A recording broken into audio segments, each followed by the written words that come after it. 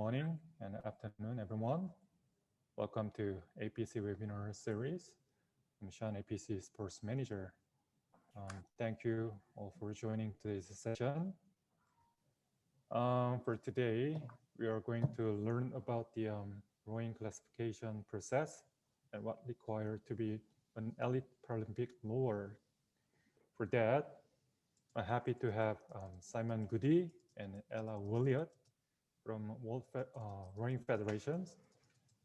Simon is the Paracoach Education Director of FISA and helped to produce a series of Paracoach education modules and deliver over 30 coaching and classification workshops worldwide.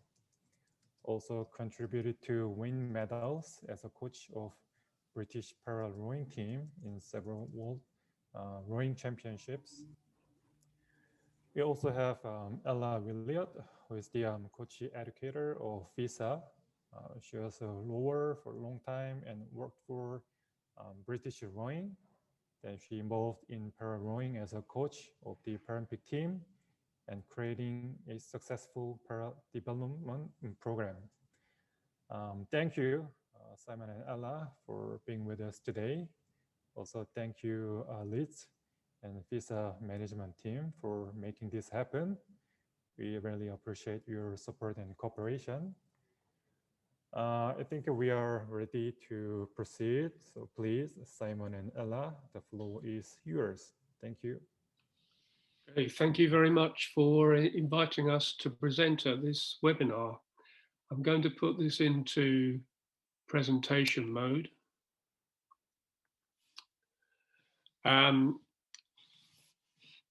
We are going to have an overview of the classification system, which I'll start with, and then Ella will present on really what it takes to become an elite para rower. What are the characteristics? What are the requirements? Ella has a considerable amount of experience in both the development and the performance programs. So before that, we're just going to look briefly at the earliest record we have of when rowing was used as both a rehabilitation tool to enable individuals with a disability to integrate back into society and competitive sport. So there's a photograph there. On the right, the photograph was taken in 1918, and it shows an individual, in this case he was a soldier back from the First World War, who sustained a visual impairment.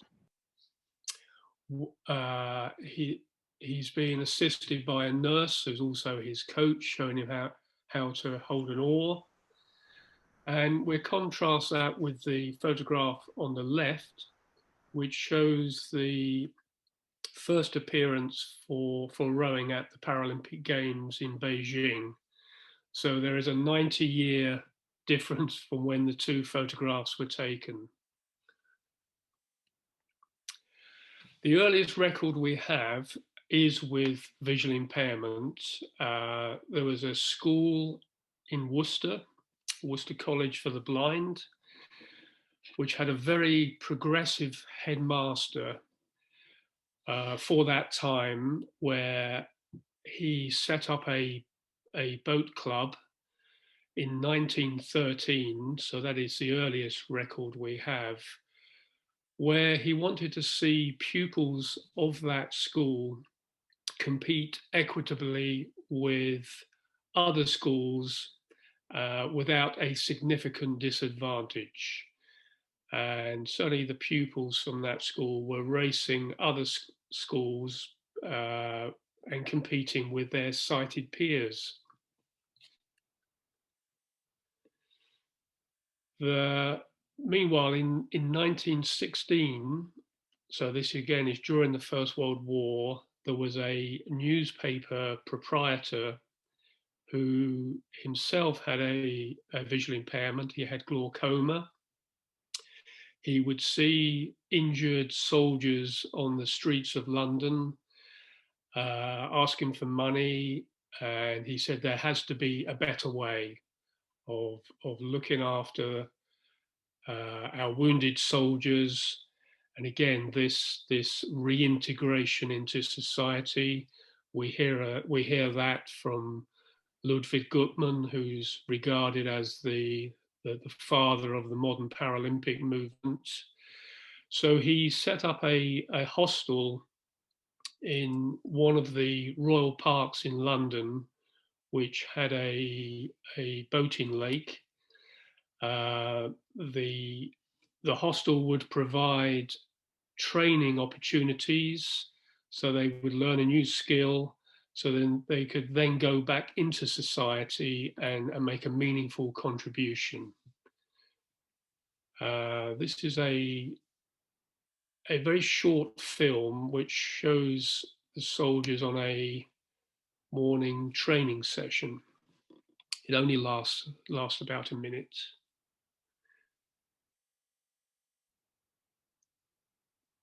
So there's a hostel and soldiers being led to the boating lake.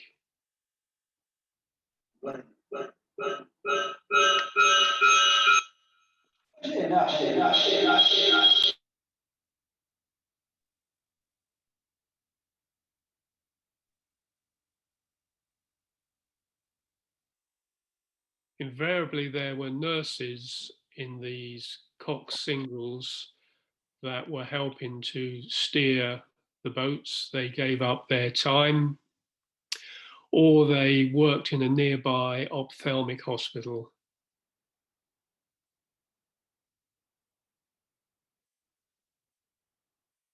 So that is the earliest record we certainly have on film of where rowing was being used as in a therapeutic way, for rehabilitation.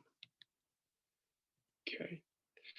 College still exists. It is now called New College Worcester, and from that college, certainly Great Britain have several athletes that have gone on to represent Great Britain, including the Paralympic Games. So we look as a general overview, the beginnings. We think of Ludwig Gutmann and the Stoke Mandeville Games. Classification at that time was based on their medical diagnosis and not the functional ability of the athlete. So as an example, if you had an athlete that had a bilateral above knee amputation and an athlete with a low level spinal cord injury, their ability to throw an object, to propel a wheelchair, or indeed to row would be similar, but they wouldn't compete together because their medical diagnosis was different. So we now have a functional sport classification system in all Paralympic sports from 1992. Rowing, we believe, has a very good one. The kinematics that we use were based on elite performers, and we can put numeracy to that, which we'll go on to explain. There are two exceptions to that. The International Blind Sports Federation and Virtus for athletes with an intellectual impairment.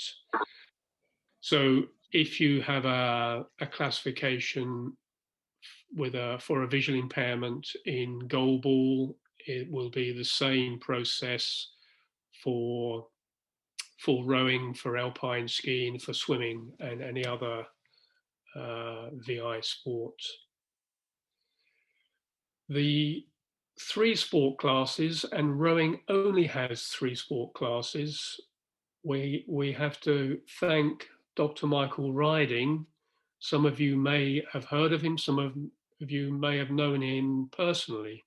I met with him briefly in 2002, and these words are from Michael. FISA recognises and accepts that the respective classifications encompass a range of disabilities, and there will be rowers with disabilities which may be greater than the minimum and may therefore be at a disadvantage competing with in their respective sport class.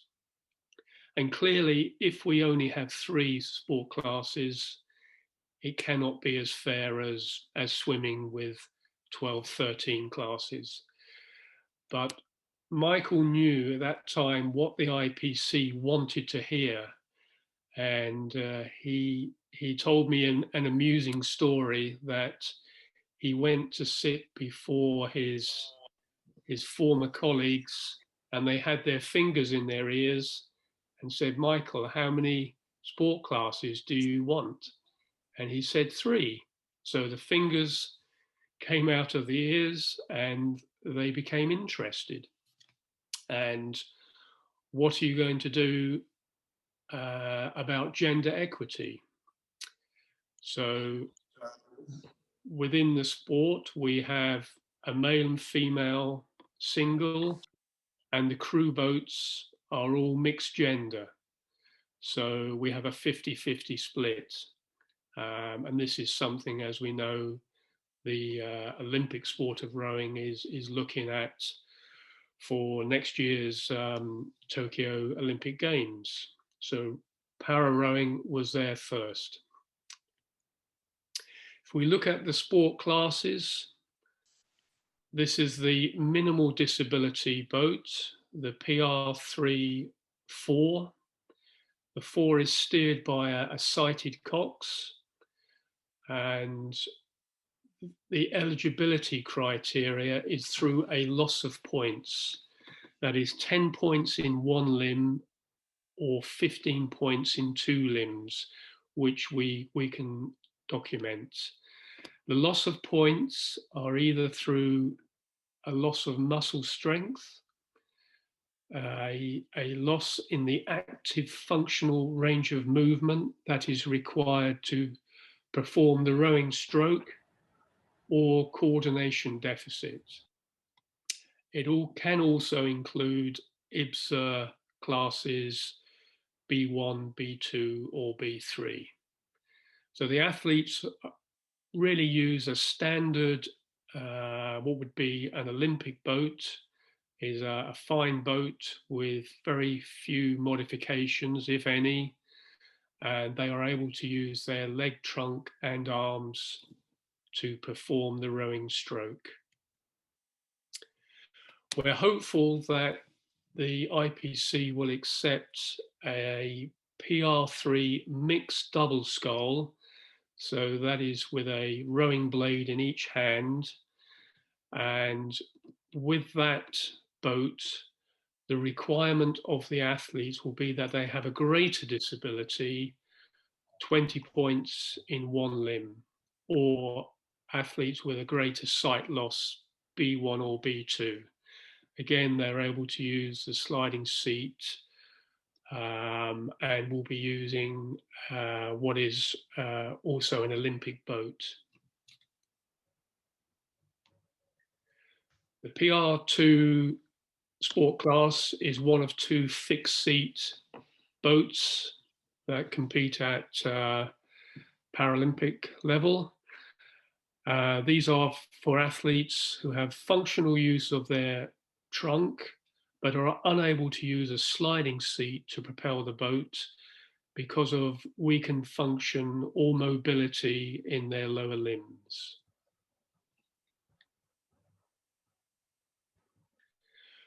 The PR1 sport class, again, a fixed seat boat, and this is for rowers who have no or minimal trunk function.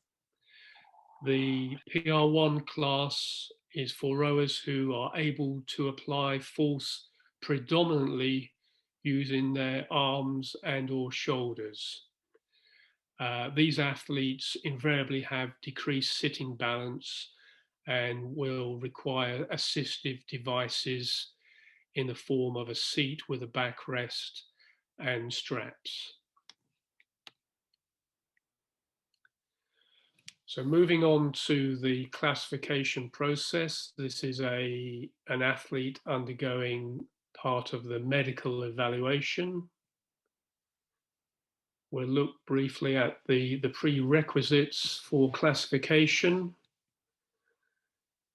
There must be a submission of a medical diagnostics form, and accompanying that, there is a signed letter from a medical doctor confirming the diagnosis, and if requested, to supply supporting diagnostic tests in the form of X-rays, MRI scans, EMG studies, reports. The athlete then attends a classification opportunity where they are asked to declare any other medical conditions that may affect the outcome of their classification. Importantly, they sign a consent form before undergoing the classification process, and that completes all the prerequisites.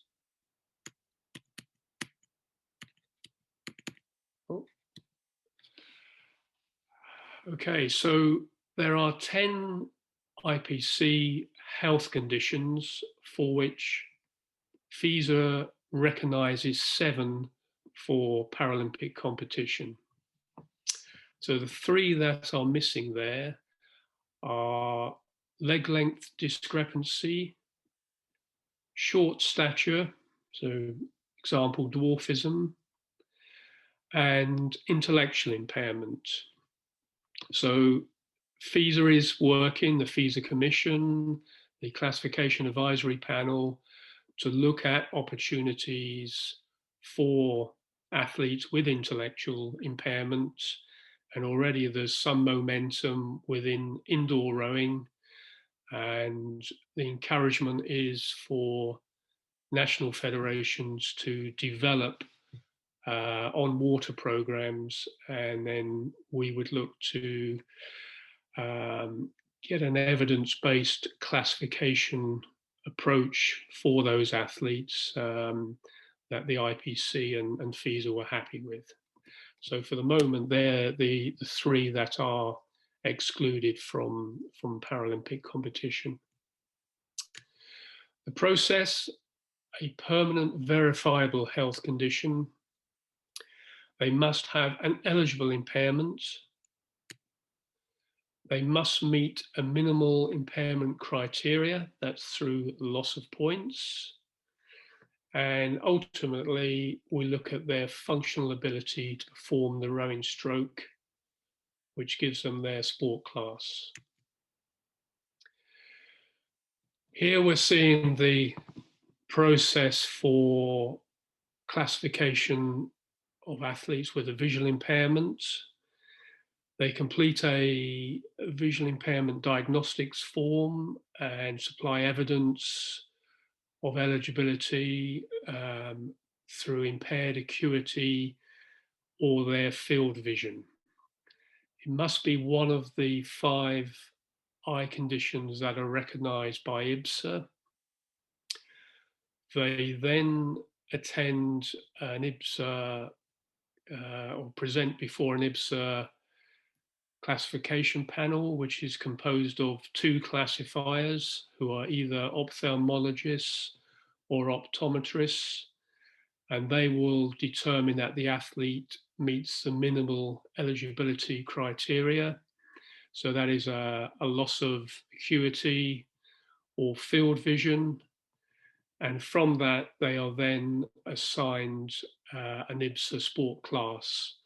So that would be a B1, B2, B3, or indeed the outcome may be that they are not eligible. Process for classifications of athletes with a physical impairment.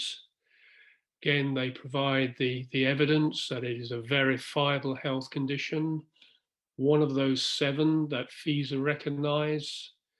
They attend a classification opportunity, where we ensure that they meet the minimal loss of points, as we said, through loss of muscle strength, active functional range of movement to perform the rowing stroke, or a coordination deficit, which we typically see in athletes with central nervous system impairments, such as cerebral palsy.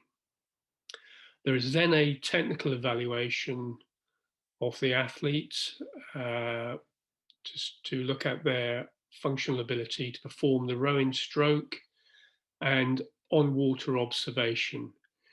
Usually it's worth saying from the evaluation on an ergometer, which is an indoor rowing machine, we usually are fairly conclusive.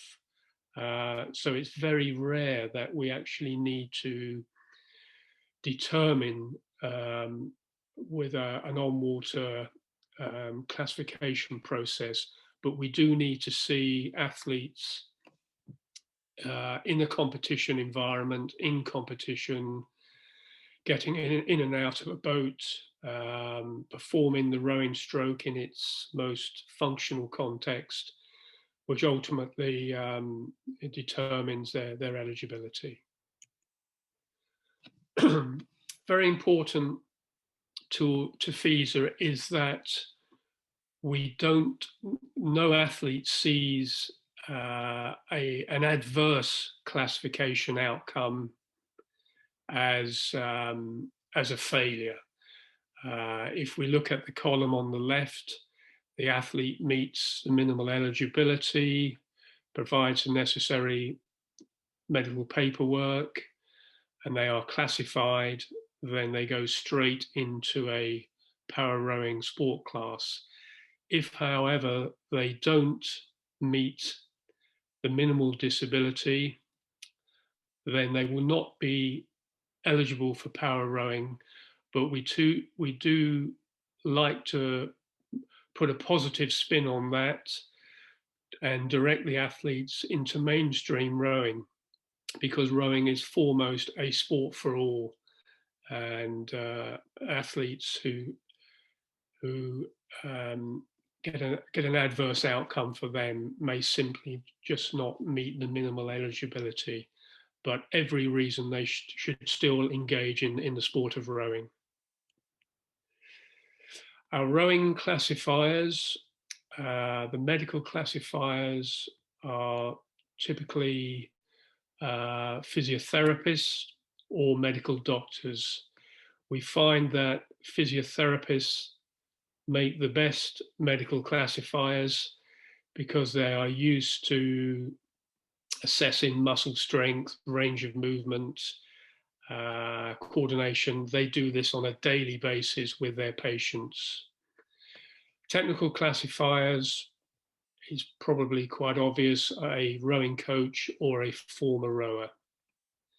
Our classifiers are appointed by FISA at the recommendation of the FISA Classification Advisory Panel. Experience with power rowing is preferred but not essential. And there are two that must be present during the classification process, both a medical and a technical classifier.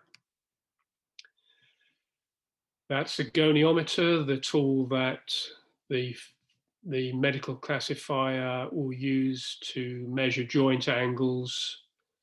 And here we have a very, very short video clip where the medical classifier is assessing the sitting balance of an athlete on a physio plinth. The athlete is also asked if it's reasonable to do so. An example of where it wouldn't be reasonable is with this athlete who has sustained a complete spinal cord injury, so they wouldn't be able to squat. But otherwise, we need to assess the strength in the quadricep group of muscles. If the athlete wears a prosthetic or orthotic device, then we assess the athlete with and without the prosthetic or orthotics, and their sport class is determined by their best function.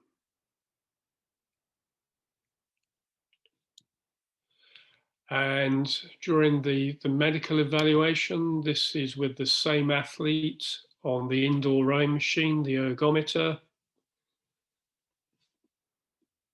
Again, assessing the athlete's sitting balance. Are they able to hold the handle, perform the rowing stroke? Clearly, this athlete requires assistive devices in the form of chest strapping,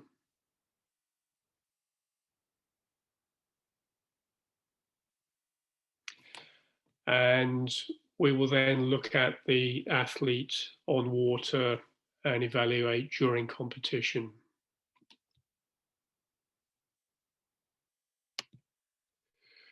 Okay, that's the first part of the presentation, and before Ella starts, this is a sort of a formal break to ask if there are any questions. Okay. In that case, Ella, are you happy? I'll do the slide turning. And over to you. Sorry to interrupt, Simon. Yes. Thank you for your great presentation. I just have one question for you before we move on to Ella. I know Ella will be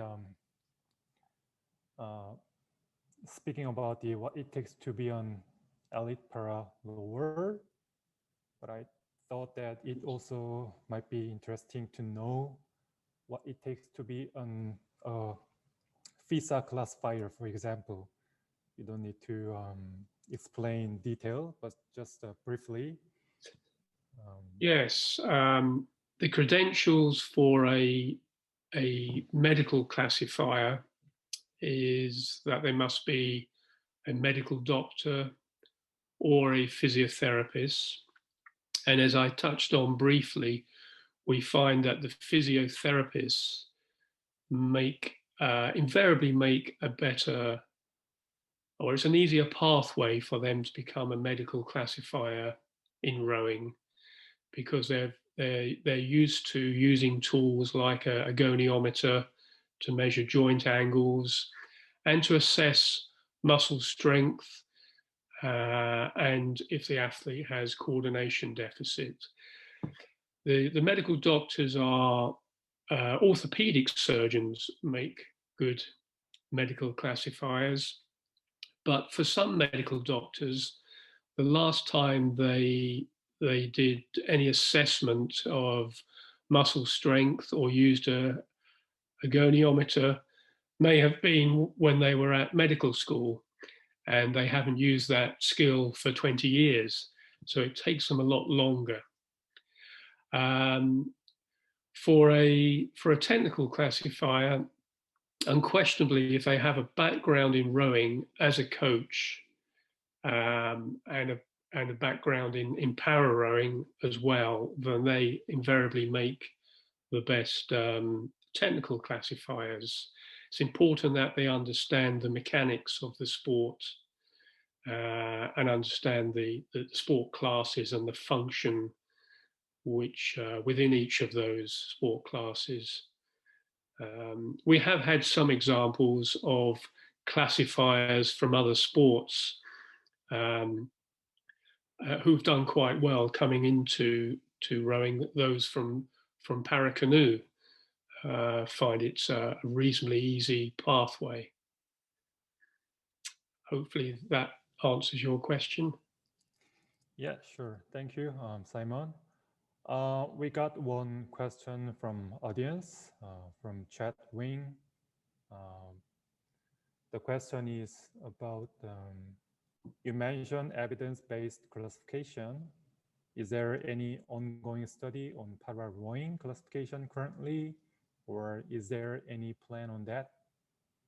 There is There are some studies. We're looking at trunk function in the fixed seat boats. We have athletes within those sport classes with particularly the PR1, where they may have very short residual femur length, so their sitting balance is compromised, and athletes with spinal cord injury. So the study is yet to be completed, but I'm sure that will be shared. But that is for the moment that within physical impairment, it is trunk function that we are looking at.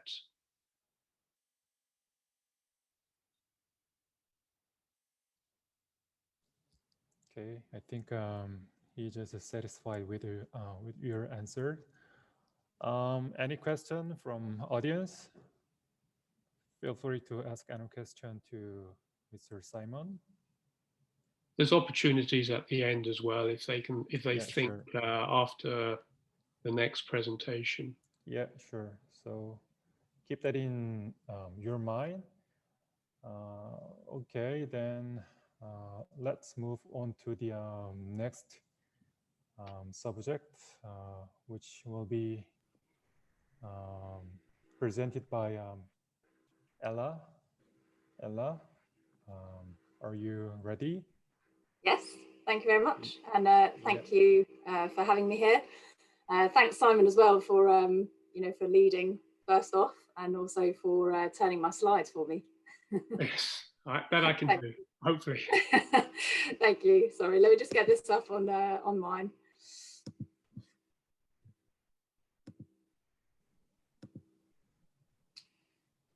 Right. Okay. So.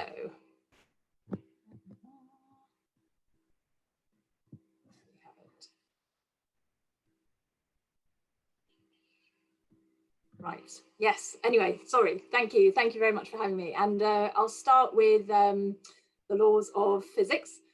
Clearly in rowing, as we can see on the Olympic side and indeed on the Paralympic side, we've got to start with a certain sort of minimum height and arm span.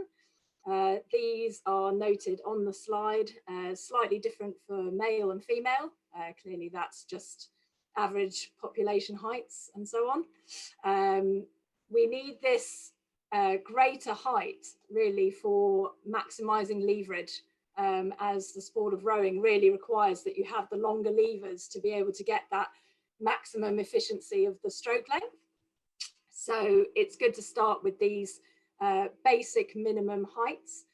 The weights are also very much a guideline, and the age range also is much broader than you might see certainly at Olympic level, but I think correlates to a lot of other Paralympic sports where the age range is a lot broader than we would find elsewhere. In terms of the seated height, clearly, as Simon's already mentioned, in terms of trunk function, this is quite an important part for the fixed seat boats, because a greater trunk length will again maximize the leverage that you have within your sport class. So again, when you're looking for athletes with, for those fixed seat boats, athletes with a longer trunk length, clearly more of an advantage. I would say on the weight front that sometimes, certainly in my experience of talent identification and picking athletes up from no sporting background, for example, if you find a person, an individual who meets the physical parameters, clearly the weight is slightly over. In some cases, I think it's important to bear in mind that these individuals may be coming from either no sporting background or an acquired disability, and therefore they're still adjusting to their new situation, and therefore it may take some time to get them to the ideal weight. And these weights really are a guideline to be able to maximize their ability in a boat, as we know that boats are built to a certain weight category, and I think it's important to just remember that. I think bearing that in mind, that you may pick up athletes from no sporting background, I think when you are looking for individuals to come into para rowing, you're at an extreme advantage if you can find someone from a previous sport, a previous para sport, or a sport if they were able-bodied, any kind of sporting background, and certainly national or international representation may be an indicator of longer term success for that person. It's incredibly challenging to pick someone up without a sporting background and bring them into the technical sport of rowing and bring them on that quickly. So Simon, if you just click ahead, I've just made a quick note of that. Yeah, and again. So yeah, what I'm saying is existing athletes may have a greater chance of that long-term success, certainly, you know, in my experience. So if we click on again, here we have already, Simon's mentioned the sport classes, and we have just the 3. We certainly have competitive disabilities within those. Again, as Simon's pointed out, it does mean that those with greater disabilities within those sport classes are at a disadvantage. But we find here a number of particular disabilities, which if you have any questions about any of these, we can definitely answer these at the end. So this is what we look for competitive individuals within each sport class. And certainly what I would make a note of is that the PR2 class, and Simon may back me up on this, is one of the particularly challenging ones to find athletes for, certainly competitive athletes that are at the minimum end of the disability criteria, because unfortunately a lot of the PR2 athletes going through classification process may fall into being either uncompetitive in the PR2 class and being equally not eligible, so moving into the PR3 class but being uncompetitive there, or they may fall into the PR1 class in the, you know, in one of the best case scenarios. They may be very competitive in the PR1 class, but it is a very challenging sport class to look for athletes within. As Simon's already mentioned, I think it's worth repeating that anyone that may not classify as a result would need to be found a good exit route back into the sport or into another para sport. But certainly they should be encouraged to continue. Thank you, Simon. So I'm just going to explore some of the elements of talent identification, essentially, what to look for in a potential elite para rower, as well as considerations for development programs in methods that best support rowers on their journey to hopefully the podium, but otherwise back into the sport. I'll tie it all up at the end with a brief case study that will hopefully bring some of these themes to life. So I'm going to start with the technical and tactical skills and aspects of rowing. So for building someone with podium potential, if you click on Simon, we build around the individual, you know, and I think that in parasport we are relatively fortunate in having this smaller pool of athletes generally, and so a program may actually have a smaller set of individuals which can then be focused on as individuals. So we can build strategies around them that are perhaps more tailored to these individuals and their specific needs. If you click on again, Simon, just keep clicking for a minute. Yeah, and again, yeah. Okay, so for these individuals, I would say that we take the same approach at its core. the foundation of any good elite para rower or any rower is to have really good foundational skills. So I would suggest that for programs and coaches looking to build elite para rowers, they start with the water-based, the core skills. And some of these might include, sorry to get, a bit technical, but some of these might include such drills as sequencing. As we know, rowing is a sequence of events in the stroke.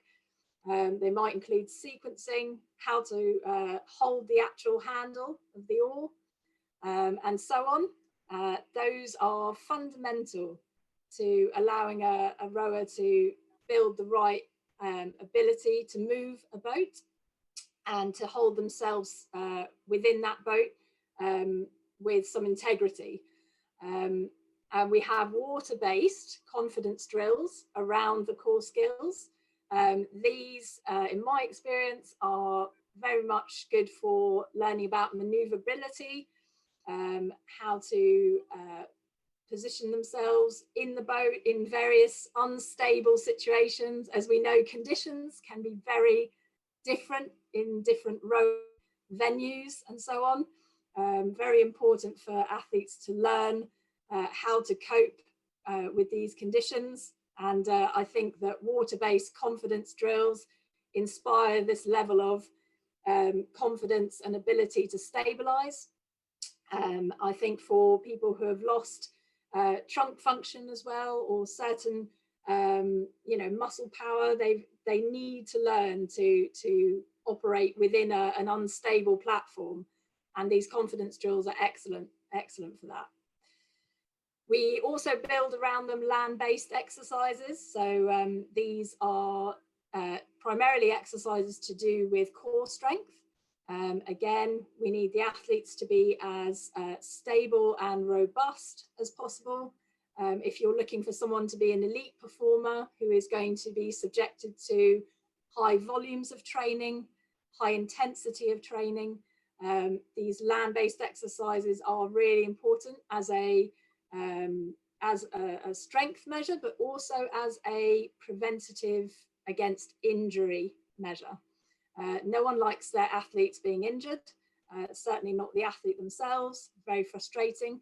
And therefore land-based exercises are really, really key. Around those core three kind of principles, we can build then into the speed work required to start hitting those target times and performance metrics that you may have. The race strategies and preparation are kind of the icing on the cake. I think in a development pathway or program, it's good to start to build on those educational bits to get athletes to know what race environments are like, how to operate within them, and how best to perform under those kind of pressures. There are lots of elements to preparation, from warm-up to race strategy planning, how they're going to start a race, how they're going to finish a race. All of these things are skills that you would like your potential elite performers to acquire on top of the basic knowledge that they really need, and building that really strong, solid foundation. So yeah, that's on that one. Thanks, Simon. Okay, so another element really important, I think research is ongoing and always emerging about the importance of the psychological side of sport. The mind and the body are so in tune, and it's really important to for, I think, programs and individuals to explore the psychological profile of potential elite athletes. I think having someone with the right physical parameters and the ability to move a boat and to do all the skills that you want, who's strong in the gym, that's wonderful. However, if you find that they have a lack of motivation, or some elements of their psychological profile that is not quite compatible with essentially with being a podium potential athlete, then you can look at these and address them. And I think it's good to consider some of the psychological characteristics, not just on their own, but what that psychological characteristic looks like in real life. So for example, I can say that Simon Goody has amazing motivation and drive. He has amazing motivation and drive, Simon Goody. But what does that mean? What does that look like? So Simon, if you just click on. So in fact, some of these themes, psychological characteristics have been explored in some depth in certain programs, and some of the emerging evidence has suggested that someone with great motivation and drive will be independent and organized, click, ask questions, and demonstrate positivity and energy. So this person, this athlete, will radiate that positivity, that energy. They'll ask questions because they want to learn. That you probably, if there are any coaches in this room, you've probably met those athletes that want to know why they're doing something, and those are the ones that you really want to encourage, and you want to encourage others to ask questions of what it is they're doing. Sometimes it's great, especially in the initial stages of an athlete, they don't know what's going on, so they might not ask any questions. You'll be able to tell them what they need to do, get the basics, but as they go through their journey, it's actually really useful to get that feedback from them. So another psychological characteristic of an elite performer is that they work well with others. So they're capable of giving and receiving feedback. That might be within a group environment. That might be just one-to-one. They demonstrate leadership.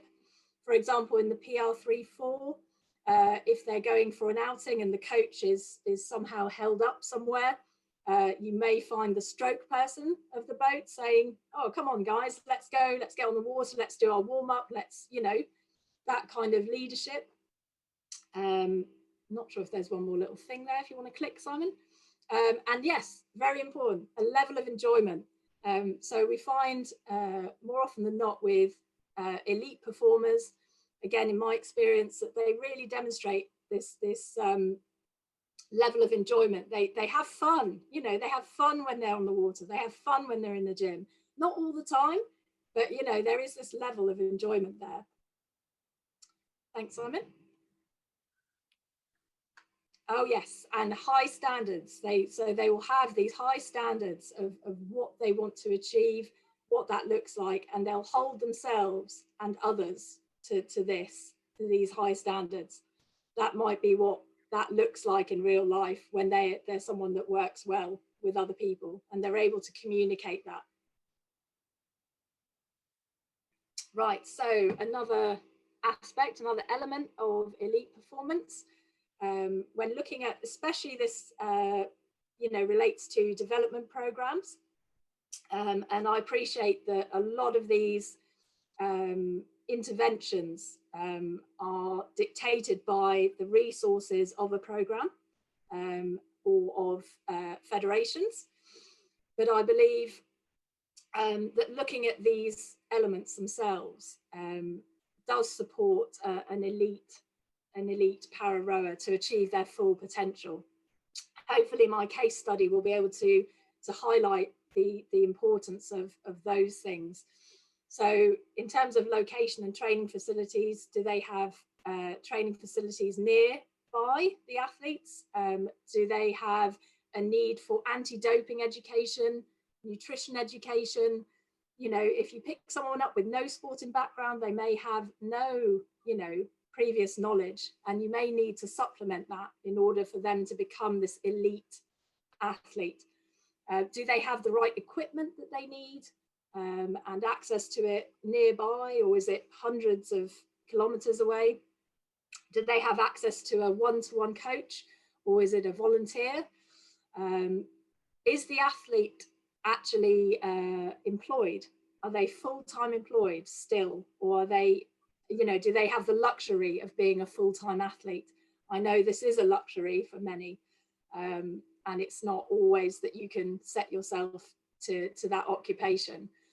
Does the athlete have access to support services? And, you know, by this I mean physiotherapy if they need it, a nutritionist, psychological support, you know, in the form of a sports psychiatrist.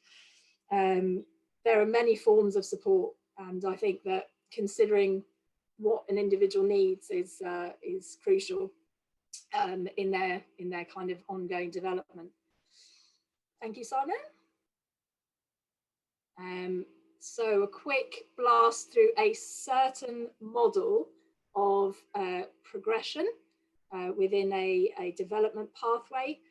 This may look very different depending on where you're from and what you want to you know, try and implement. But this is one kind of framework, and the, you know, I'll explain the criteria for moving in between. So say you found someone at the talent identification level and you think, yes, this person meets the, you know, minimum eligibility, I believe. They're showing me something that I find interesting as an athlete. They may have some potential. You then put them forward for classification and testing. I would say that this is your immediate first step. You know, if you have someone interesting, someone that may meet the criteria, you put them forward for classification and testing to rule out, you know, anyone that is ineligible, and obviously to direct them to, you know, back into the mainstream sport or into another para sport. So this person classifies, great, they're talented, that's brilliant. You put this person through your various performance tests, what they need to show you for you to believe that they could be an elite performer eventually. They pass those tests and you think, great. The classification, again, is proven to be robust. So you put them through to a confirmation phase. This confirmation phase may last, you know, a few weeks, a few months, depending on, you know, how long you want to observe this new talent for, and how many tests you wish to put in place to see whether they are the right athlete. After confirmation, you may be able to move them to club rowing or another sport if they're not meeting the criteria that you believe to be a successful athlete. That's the exit route on the right. Otherwise, they could move into the phases leading to the elite phase. So I've listed it here as phase 1, all the way up to elite. And the progression criteria between those phases, again, it's a show of being able to meet performance metrics, and it's a show of commitment. So an elite performer will be hopefully able to commit to a certain amount of training and so on, and they'll be able to show you that they are progressing through those various elements that I've discussed. So not simply water scores, ergometer scores, but the other things, you know, the technical and tactical skills, and certainly the psychological profile. They may start to show you that they're developing as an athlete and moving on. So you push them up into the various phases above, phase 2, phase 3. You find that they have consistent performance and commitment. So you push them into the elite phase. And that's clearly the ideal scenario. And this is, I would say, very much not a linear progression. I think anyone also involved in sport, certainly all of us, and in coaching, know that, you know, you can have the ups and the downs. So in those 4 phases, from 1 to elite, you may have people transitioning back down, from elite back down, and certainly from phase 1 You know, they may fly straight into the elite phase, depending on where your gaps are. If you're a federation and you have gaps, say in the PR2 sport class, and you know that you want to fill that gap at the elite level, athletes may be fast-tracked. There are always exit routes that can be taken if that person either declassifies for any reason or they're just not performing. They should be encouraged to move into other areas of the sport. But that is certainly, as I say, not a linear progression. However, I can highlight a case study in a minute, which will show a fairly reasonable progression through that particular framework. Thanks, Simon. Okay, so taking all of these elements that I've talked about into account, you know, the performance kind of parameters and the you know, psychological profiles and you know, showing the technical and tactical skills. What do we do with this, you know, information?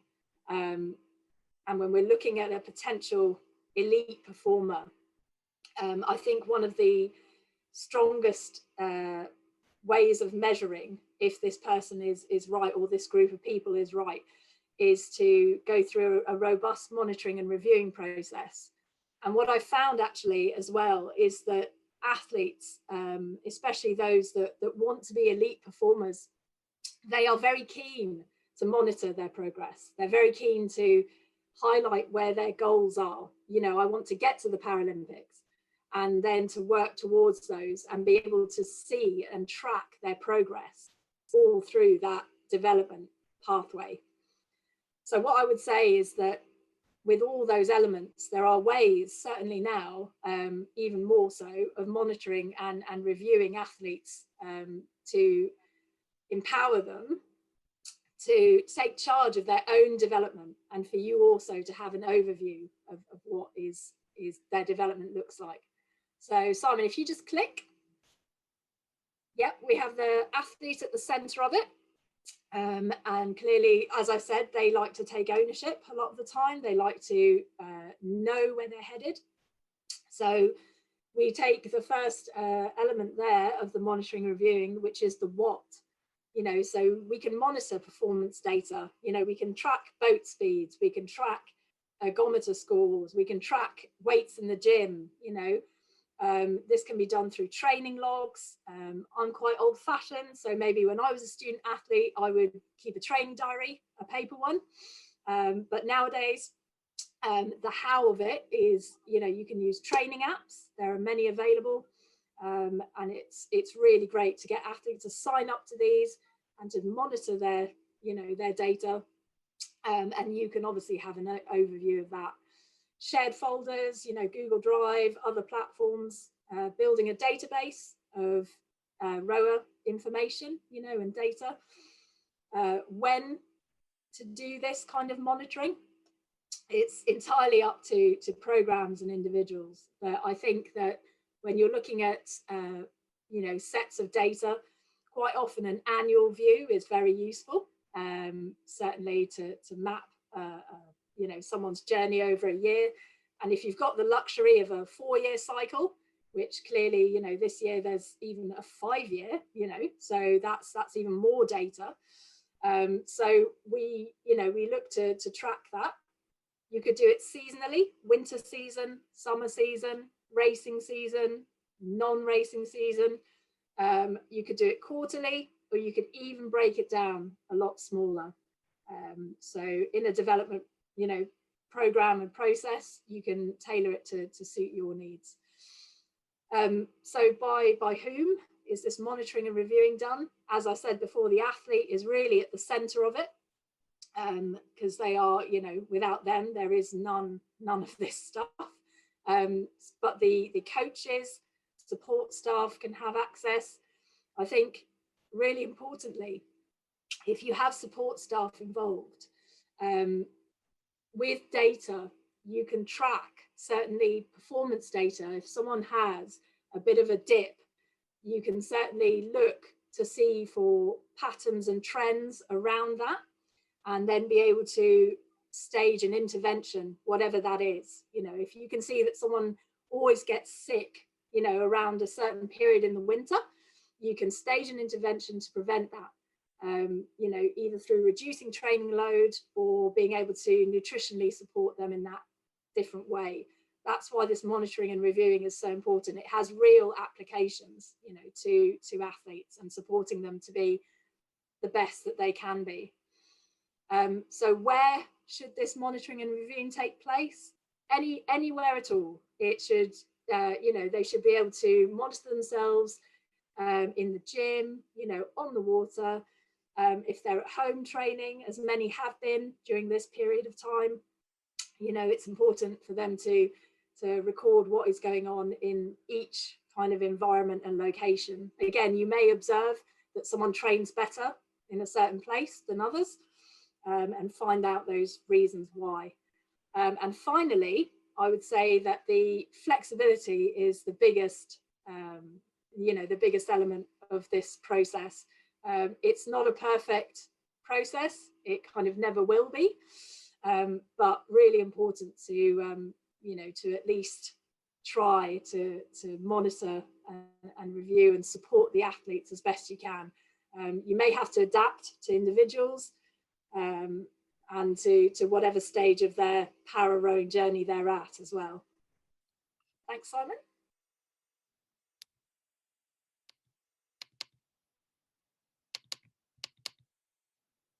Okay, so I'm going to wrap it up with this case study, which actually is real, and it's from my experience of an individual who was identified in July 2017. So this person was seen at a national talent identification event, and they showed something interesting on the ergometer. They clearly had an impairment that would potentially be classifiable, an eligible impairment. So we put them through the necessary classification, obtained the medical documentation that we needed, as Simon has described. Diagnostics forms were submitted. So all through that time, we engaged with this individual and had them perform further tests for us. In November, they submitted a particular performance test, and we were able to put them on a confirmation program from that point, because they were showing us the right performance metrics, and their classification seemed at that point to be fairly robust. However, they needed to pass through international classification for us. So in December, we were able to put them into phase 1, because again, they were showing the training commitment and the performance results that we needed.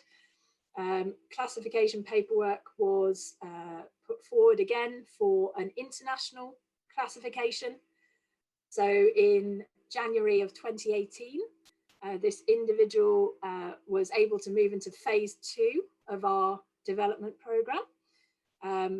Through further performance testing and essentially more program support, they were able to move in. So they were based hundreds of kilometers away from a national centre, and therefore, where I talked about previously the logistic and lifestyle requirements, you know, that you could consider, this person was in full-time employment, and they actually were training fairly close to their home.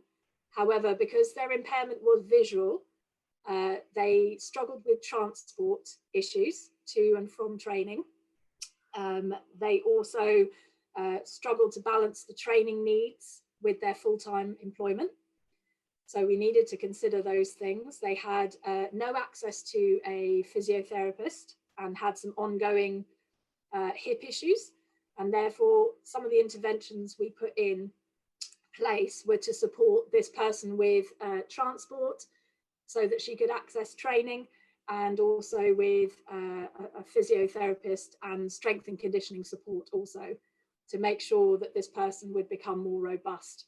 I think when you see a potential talented athlete, you can invest in that person, you know, with some degree of certainty, if they're showing you, you know, all of the things that we've already discussed.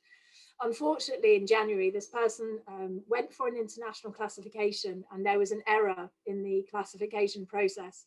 So this, unfortunately, this person was declared ineligible on the international front. But we had some reservations about the process, and therefore kept this individual on and decided to submit for another classification to really ensure that the process was correct. So in May, this person had another classification internationally and was found eligible.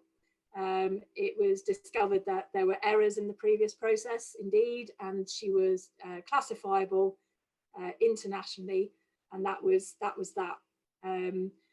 So we were able to move this talented athlete in June to phase 3 of the program, which included a partial relocation of this athlete closer to the National Centre, and a greater time investment of coaching and other support staff. And then in July and August, so almost a year after this person was identified, she was selected for World Championships, fully relocated to the National Centre, full access to support services, and in the September won a World Championship gold medal. You know, which is quite a steep, you know, journey. As I've discussed, that kind of journey can be very different, can be non-linear. This was fairly linear, but I would say this person had a previous background in the sport, you know, from a very young age. She had previous experience, so that was one kind of, you know, journey that was reduced. But hopefully that illustrates some of the elements of what to look for in an elite para rower, and how that can manifest later on. Thank you for listening. Thank you, Ella. Now the floor is for audiences. If you have any question to Ella, it's time.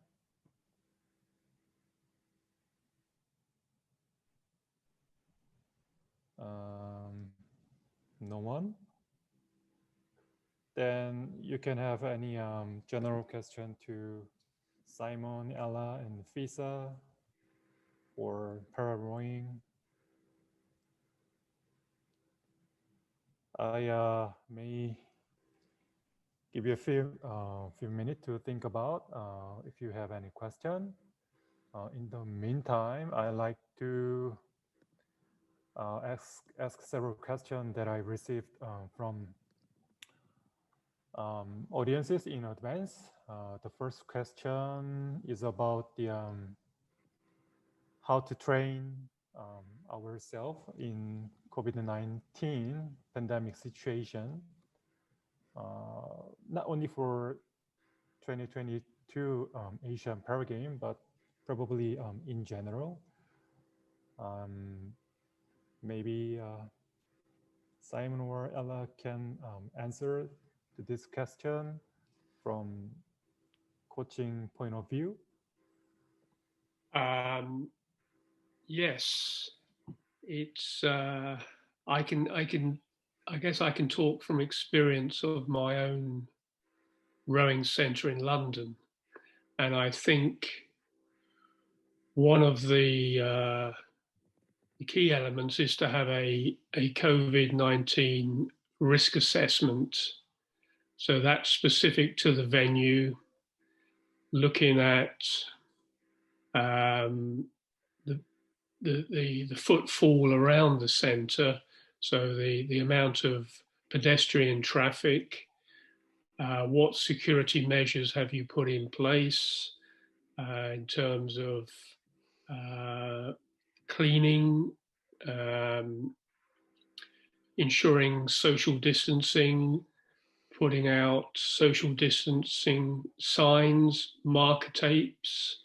If you have a local track and trace, so that if there is a COVID-19 positive reported case in the locality, you're able to alert members. When athletes go onto the water, and I think this isn't necessarily specific to power rowers, but athletes in general, and so certainly all rowers in the centre I work at. Preferably, if you've got a set of embarkation pontoons that athletes can go out on one, come back on the other. If you have coaches, they have the required amount of personal protection equipment, PPE. That can be visors, masks, gloves, apron. If they are going to have to effect a rescue with an athlete in the water, that they're happy to do that. And because however COVID secure you attempt to make a venue, you can never be 100%. And in coaching, making sure that you're not at too close proximity to the athlete. Maybe you're talking with a visor, athletes in the boat. We now allow athletes in all boat classes to go out, and they have a heightened awareness of COVID measures and training in groups. It is difficult, but it is possible. Don't know if you have any other suggestions, Ella? No, I don't think so, Simon. I think that's pretty comprehensive. It is difficult. But as I said, it's possible.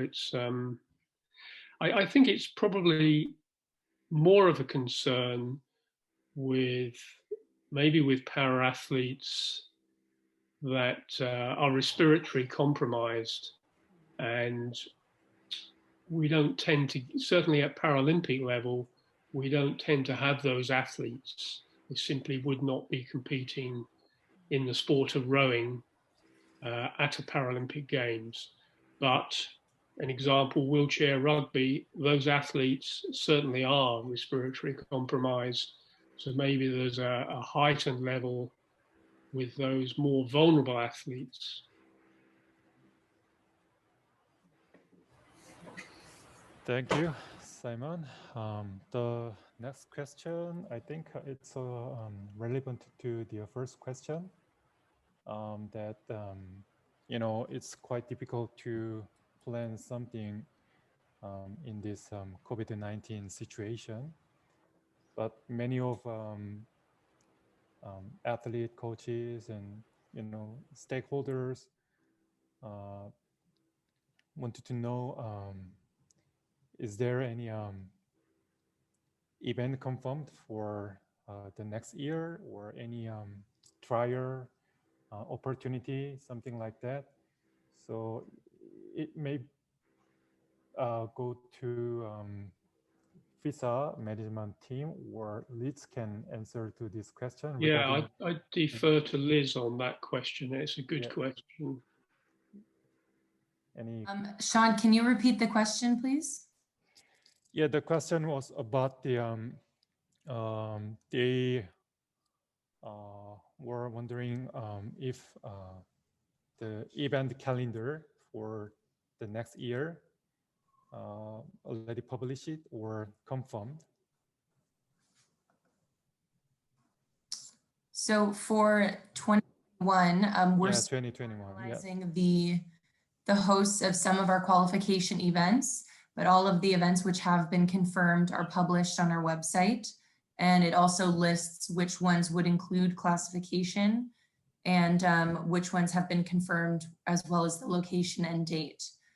For 2021, we plan to offer physical impairment classification for all qualification events for the Paralympic Games. And we also have a visual impairment classification opportunity planned for the final Paralympic qualification regatta.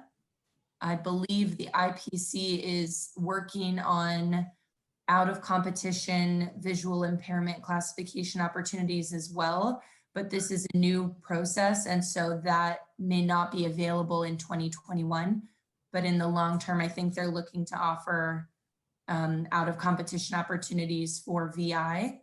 And then after the Paralympic Games, we will also have both visual and physical classification opportunities at our World Championships in China. Okay. Thank you for the update. We got one more question from Weiha Khan. The question is about,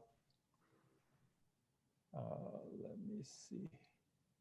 I feel that working with a visually impaired individual may be relatively easier to start the program with very limited fund and no significant national parasports federation for sport support. Do you feel that will be the right approach?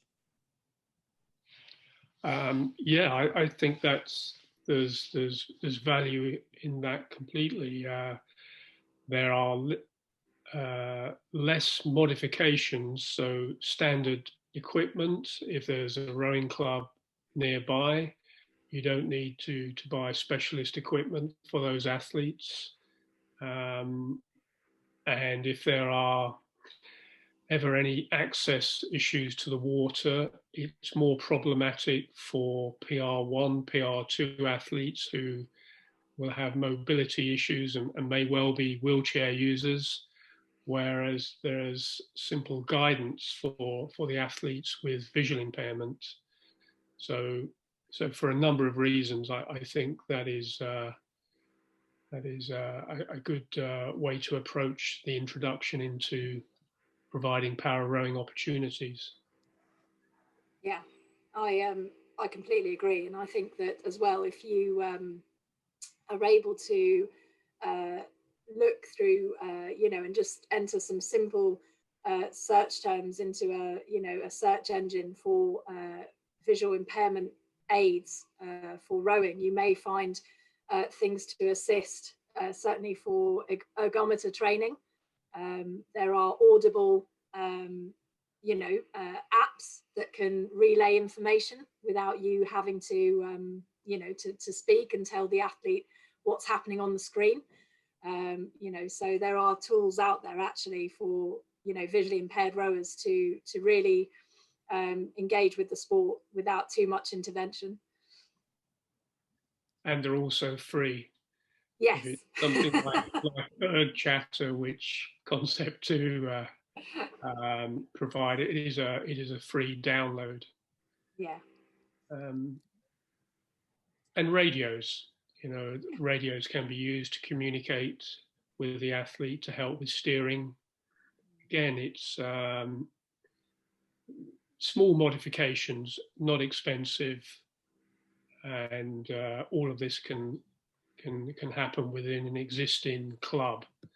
And the positive there is that you have that integration where they may be then training alongside there with sighted athletes. Okay, thank you. Yep. This is not a question, but it's kind of a message from Para Rowing Federation of India, in particular to the anyone from India who wish to pursue para rowing, that they have share the contact information for those who.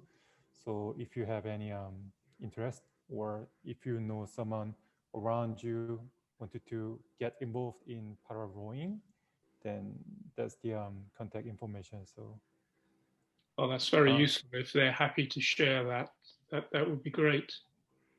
Yeah. So, any question from audiences? No one? Okay, thank you, Simon and Ella, also FISA, once again for your great presentation and work for our reason. I'm sure that this helped our members a lot in terms of gaining knowledge related to classification, also knowing that what are requirements and consideration for becoming an athlete, elite para rower.